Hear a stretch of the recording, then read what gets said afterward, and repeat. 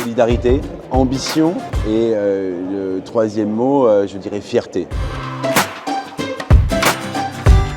De par sa population, une population où la moitié des habitants ont moins de 30 ans, un territoire jeune, cosmopolite. Sa deuxième spécificité qui le rend si unique, c'est son positionnement, j'allais dire, géostratégique au nord de Paris, qui va demain devenir un hub à la fois majeur de transport en commun, notamment avec l'arrivée des lignes du Grand Paris Express à Pleyel.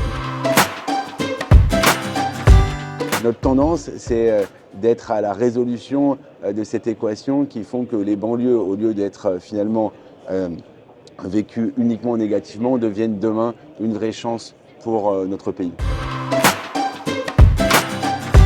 Là, maintenant, nous sommes dans cette dernière ligne droite où on prépare l'événement en tant que tel, où on veut à la fois créer des espaces pour permettre à la population de pleinement profiter des Jeux olympiques et paralympiques.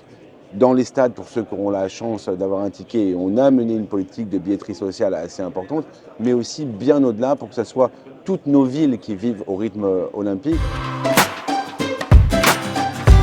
Je vous citerai en premier lieu quand même le défi de la rénovation urbaine, c'est le remontage de la deuxième flèche de la basilique. Le troisième projet, c'est finalement dans la construction de cette ville de demain qu'on veut attractive, ouverte au monde entier. On veut faire la démonstration que c'est aussi une ville où on repense la place de la nature en ville. Grâce aux Jeux olympiques et paralympiques, grâce à la rénovation complète du quartier de Pleyel, on va pouvoir organiser la première étape de la reconquête des berges de Seine pour les rendre, finalement même pour les donner aux habitants. Ce n'est que le point de départ, puisque la reconquête, après, au-delà du village olympique, on souhaite qu'elle se fasse sur tout le linéaire à pleine commune.